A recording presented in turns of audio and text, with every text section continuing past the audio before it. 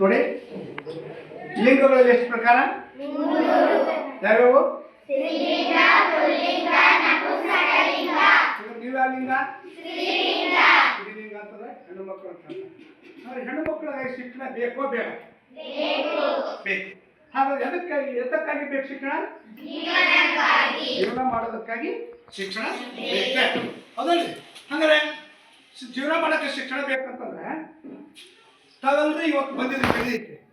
ಬಂದಿರ್ತಾನೆ ಶಿಕ್ಷಣ ಬೇಕು. ಹೇಗೆ ಬೇಕು? ಜೀವನಕ್ಕಾಗಿ ಶಿಕ್ಷಣ ಬೇಕು, ನೌಕರಿಗಾಗಿ ಶಿಕ್ಷಣ ಅಲ್ಲ. ಜೀವನ ಮಾಡಲಿಕ್ಕೆ, ನಿಮ್ಮದೇ ಆದ ಕುಟುಂಬ ನಿರ್ವಹಣೆ ಮಾಡಲಿಕ್ಕೆ ಶಿಕ್ಷಣ ಬೇಕೇ. ಹೀಗಾಗಿ ಇಲ್ಲಿ ಶಿಕ್ಷಣ ಎಲ್ಲರಿಗೂ ಅವಶ್ಯಕತೆ ಇದೆ. 6 ರಿಂದ 14 ವರ್ಷದ ಮಕ್ಕಳು ಕಡ್ಡಾಯವಾಗಿ ಶಿಕ್ಷಣ ಪಡೆಯಲೇಬೇಕು, ಯಾರು ತಪ್ಪಿಸುವಂತಿಲ್ಲ. ಈ ಶಿಕ್ಷಣದಿಂದ ಹೆಣ್ಣು ಮಕ್ಕಳಿಗೆ ಈ ಶಿಕ್ಷಣ ಪಡೆಯೋದ್ರಿಂದ ಆರ್ಥಿಕ ಭದ್ರತೆ ಜಾಸ್ತಿ ಆಗುತ್ತೆ. ಒಂದು ಕುಟುಂಬದ ನಿರ್ವಹಣೆ ಆಗ್ಬೇಕಂದ್ರೆ ಯಾರ ಕಾರಣ? ಅದಕ್ಕೆ ಹೆಣ್ಣು ಮಕ್ಕಳ ಕಾರಣ. ಯಾರ ಕಾರಣ? ಆರ್ಥಿಕ ಭದ್ರತೆ. ಹೆಚ್ಚು ಹಣವನ್ನು ಕೂಡಿಡ್ಬೇಕಾದ್ರೆ ಅವ್ರದ್ದು ಜಾಸ್ತಿ ಇರ್ತದೆ.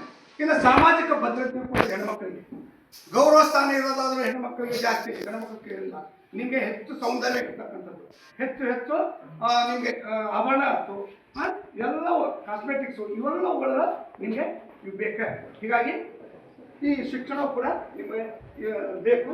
ಅದರಲ್ಲಿ ಸಾಮಾಜಿಕ ಭದ್ರತೆಯನ್ನು ಕೊಡ್ತಕ್ಕಂಥದ್ದು.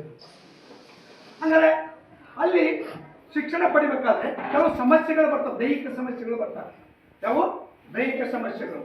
ಅದರ ಒಂದನೇದು ಹದಿಹರೆಯದ ತೊಳಲಾಟ ಇರ್ತದ್ದು, ಎರಡನೇದು ಮುಟ್ಟಿನ ತೊಂದರೆಗಳು, ಮೂರನೇದು ಅಪೌಷ್ಟಿಕತೆ ಅಂತೇಳಿ. ಈ 5, 6, 7 ಇರ್ತಕ್ಕಂಥ ವರ್ಗಗಳು ಏನಿದಾವಲ್ಲ, ಈ ವಯಸ್ಸಿಗೆ ಬಂದಾಗ ನಿಮ್ಮಲ್ಲಿ ಮೆಚೂರಿಟಿ ಆಗ್ತಕ್ಕಂಥದ್ದು ಇರ್ತದೆ, ದೈಹಿಕವಾಗಿ ಬೆಳವಣಿಗೆ ಆಗ್ತದೆ. ಆ ಒಂದು ಸಂದರ್ಭದೊಳಗೆ ನೆಕ್ಸ್ಟ್ ಮುಟ್ಟಿನ ತೊಂದರೆಗಳು ಆಗ್ತದೆ. ಆ ಮುಟ್ಟಿನ ತೊಂದರೆಗಳು ಇವೆಲ್ಲ ಸಮಸ್ಯೆಗಳನ್ನು ಏನು ಹೇಳ್ತಾರೆ, ನಿಮ್ಮ ತಾಯಿಯಿಂದ ಇರ್ತಾರಲ್ಲ ಅವ್ರು ಹೇಳ್ತಾರೆ. ಪ್ರತಿ ತಿಂಗಳು MC ಅಂತ ಮಂತ್ಲಿ ಕೋರ್ಸ್ ಅಂತ ಇರ್ತದೆ. ಇದ್ರ ಬಗ್ಗೆ ನಿಮ್ಮ ತಾಯಿ ಹೇಳಿದಂತೆ ನೀವು ಕೇಳಲೇಬೇಕಾಗ್ತದೆ. ಪ್ರತಿ ತಿಂಗಳು ಸ್ವಚ್ಛತೆಯನ್ನು ಇಟ್ಕೋಬೇಕು. ತಾವೆಲ್ಲ ಪ್ರತಿನಿತ್ಯ ಸ್ವಚ್ಛತೆಗೆ, ತಮ್ಮ ಆರೋಗ್ಯಕ್ಕೆ ಜಾಸ್ತಿ ಮಹತ್ವ ಕೊಡಬೇಕು. ಅದರಲ್ಲಿ ಆರೋಗ್ಯ ಮತ್ತು ದೈಹಿಕ ಸಮಸ್ಯೆಗಳಿಂದ ಅಪೌಷ್ಟಿಕತೆ.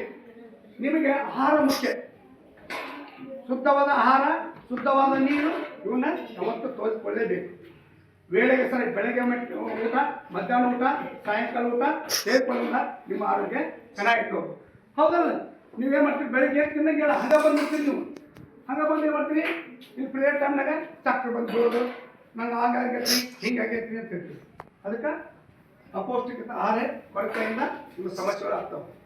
ಒಳ್ಳೆ ಆಹಾರ ತೆಗೆದುಕೊಂಡು ವಿಟಮಿನ್ ಇರ್ತಕ್ಕಂಥ ಎಲ್ಲ ಹಣ್ಣುಗಳು ತಗೋಬೇಕು, ತರಕಾರಿಗಳು ತಿನ್ನಬೇಕು. ಇವೆಲ್ಲ ಆರೋಗ್ಯ ಮತ್ತು ದೈಹಿಕ ಸಮಸ್ಯೆಗಳು ಬರ್ತಕ್ಕಂಥದ್ದು. ಇನ್ನು ಸಾಮಾಜಿಕ ಹಾಗೂ ಶೈಕ್ಷಣಿಕ ಸವಾಲುಗಳು ಏನಪ್ಪಾ ಅಂತಂದರೆ, ಈಗ ನೀವೆಲ್ಲ ನಿಮ್ಮ ಮನೆಯೊಳಗೆ ನಿಮ್ಮ ತಂದೆಗೆ 3 ಮಂದಿ ಹೆಣ್ಮಕ್ಳು ಇರ್ತರು, ಒಬ್ಬನೇ ಗಂಡ್ಮಗ ಇರ್ತಾನೆ. ಗಂಡ್ಮಗ ಅಷ್ಟ ಓದಕ್ಕೆ, ಹೆಣ್ಮಕ್ಳು ಬೇಡ, ನೀವು ಅಷ್ಟಕ್ಕೆ ಜಾಸ್ತಿ ಕೆಲಸ ಆಗ್ತದೆ. ನಿಮ್ಮ ಅಷ್ಟಕ್ಕೆ ಕೆಲಸ ಆಗ್ತಾರಲ್ಲ, ನಾವು ಗಂಡ್ಮಗ ಕ್ರಿಕೆಟ್ ಆಡೋದು, ಹೋಳಿ ಆಟ ಆಡೋದು, ಇಂಥವೆ ಹೆಣ್ಮಕ್ಳು ಹೊರಗೆ ಇರಬೇಕು. ಇದಕ್ಕೆ ನಿಮ್ಗೆ ನಿರ್ಬಂಧ ಇದೆ. ನಿರ್ಬಂಧ ಇರೋದ್ರಿಂದ ಏನಾಗತ್ತೆ? ಓದಕ್ಕೆ ಜಾಸ್ತಿ ಆಕತ್ತಂತ. ಹೌದಲ್ಲ? ಶಿಕ್ಷಣ ಬರುತ್ತೆ ಅಲ್ಲ?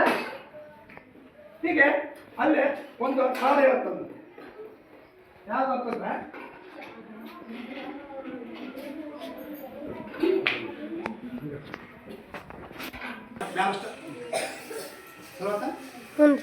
ಶಿಕ್ಷಣದ ಕೊರತೆ ಅಂದ್ರೆ ಬಡತನ.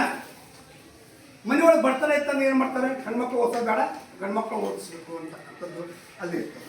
ಅಲ್ಲೇ ಒಂದು ಹಾಡು ಹೇಳ್ತಾರೆ, ಏನಂತ? ಬಡತನದ ಮನೆಯೊಳಗೆ ಹೆಣ್ಣು ಹುಟ್ಟಬಾರದು, ಬಡತನದ ಮನೆಯೊಳಗೆ ಹೆಣ್ಣು ಹುಟ್ಟಬಾರದು, ಹರದ ತಾಯಿ ತಂದೆ ಕಣ್ಣೀರು ಸುರಿಸಬಾರದು, ಬಡತನದ ಮನೆಯೊಳಗೆ ಹೆಣ್ಣು ಹುಟ್ಟಬಾರದು. ಹಾಡು ಕೇಳಿರಲ್ಲ?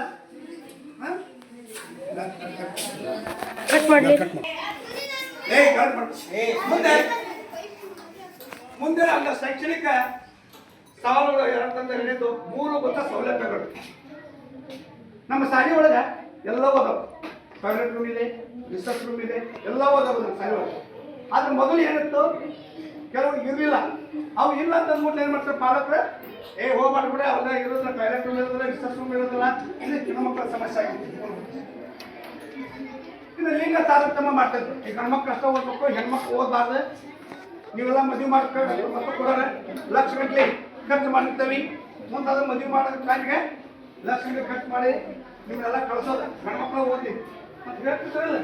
ಹಾಂ, ಹೀಗೆ ಸಾಮಾಜಿಕ ಹಾಗೂ ಶೈಕ್ಷಣಿಕ ಸವಾಲುಗಳಾದ್ರೆ ಇನ್ನು ಪ್ರಮುಖ ಯೋಜನೆಗಳು ನಿಮಗಾಗಿ ಹೆಣ್ಮಕ್ಳಿಗಾಗಿ ಯೋಜನೆಗಳು, ಪ್ರಮುಖ ಯೋಜನೆಗಳು ಬಂದಿದ್ದಾವೆ. ಯಾವ? ಸುಕನ್ಯಾ ಸಮೃದ್ಧಿ ಯೋಜನೆ ಅಂತೇಳಿ. ಇಲ್ಲಿ ದುಡ್ಡನ್ನು ಕೂಡಿಟ್ಟು ಬಿಡ್ಬೋದು. ಪೋಸ್ಟ್ ಆಫೀಸ್ನಾಗ, ಬ್ಯಾಂಕ್ ಒಳಗೆ ನಿಮಗೆ ಇಟ್ಟಿದ್ದಾಗ ನೋಡಿ. ಈಗೆಲ್ಲ ನಿಮ್ದು ತಂದೆ ತಾಯಿ ಇಟ್ಟಾರಲ್ಲ, ಯಾವುದೋ ಸುಕನ್ಯಾ ಸಮೃದ್ಧಿ ಯೋಜನೆ ಒಳಗೆ. ಇನ್ನು ಹುಟ್ಟಿದ ತಕ್ಷಣ ಅಂಗನವಾಡಿ ಒಳಗೆ ಭಾಗ್ಯಲಕ್ಷ್ಮಿ ಬಾಂಡ್ ಯೋಜನೆ ಮಾಡಿದ್ರಲ್ಲ, ಆ ದುಡ್ಡು ನಿಮ್ಮ ವಯಸ್ಸಿಗೆ ಬಂದಮೇಲೆ ಅದು ಬರ್ತೈತಿ. ಇನ್ನು ಬೇಟಿ ಬಚಾವೋ ಬೇಟಿ ಪಡಾವೋ ಅಂದ್ರೆ ಬೇಟಿ ಬಚಾವೋ, ಹೆಣ್ಮಕ್ಳ ರಕ್ಷಣೆ ಆಗಬೇಕು, ಹೆಣ್ಮಕ್ಳು ಓದಬೇಕು, ಎಲ್ಲ ಮಕ್ಕಳು ಓದ್ಬೇಕಂತಕ್ಕಂಥದ್ದು. ಹೀಗೆ ಇವೆಲ್ಲ ಯೋಜನೆಗಳು ಬಂದವು. ಮತ್ತೆ ಹೀಗೆ ಕೆಲವಷ್ಟು ಇರ್ತಾವೆ. ಹೆಣ್ಣೊಂದು ಕಲಿತಾರೆ, ಹೆಣ್ಣೊಂದು ಕಲಿತಾರೆ. ಹೀಗೆ ಅಲ್ಲಿ ಒಂದು ಇನ್ನೊಂದು ಹಾಡಿದೆ, ಜನಪದ ಗೀತೆಯನ್ನು ಹೇಳಕ್ಕೆ ಇಷ್ಟಪಡ್ತಿದ್ದೇನೆ.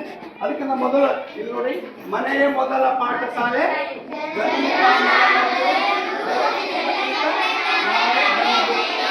ಹೌದಾ? ಹೀಗೆ ಇಲ್ಲಿ ಹೆಣ್ಮಕ್ಳಾಗಿ ಸಾಕಷ್ಟು ಮಾನ್ಯತೆ ಇದೆ, ಗೌರವ ಇದೆ. ಕೊನೆಯದಾಗಿ ಇಲ್ಲಿ ಒಂದು ಜನಪದ ಯಾವ್ದಪ್ಪ ಅಂತಂದ್ರೆ,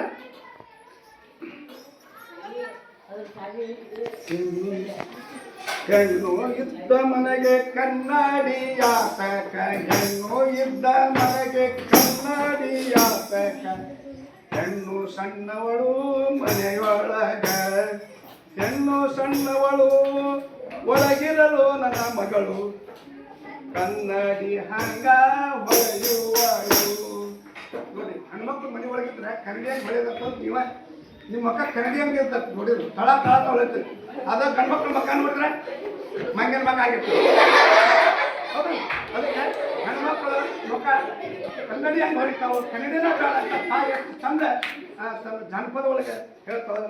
ಇಷ್ಟೆಲ್ಲ ನೀವು ಹೆಣ್ಮಕ್ಳು ಭಾಳ ಪ್ರಶಸ್ತಿ ಇದೆ ಮಾತನ್ನ ಇದನ್ನೆಲ್ಲ ನೋಡಿಸ್ಕೊಂತೀರ. ಉಳಿದಂಥ ಹೆಣ್ಮಕ್ಳು ಹೇಳ್ತೀರಿ, ಹೇಳ್ತಾರ. Okay, thank you.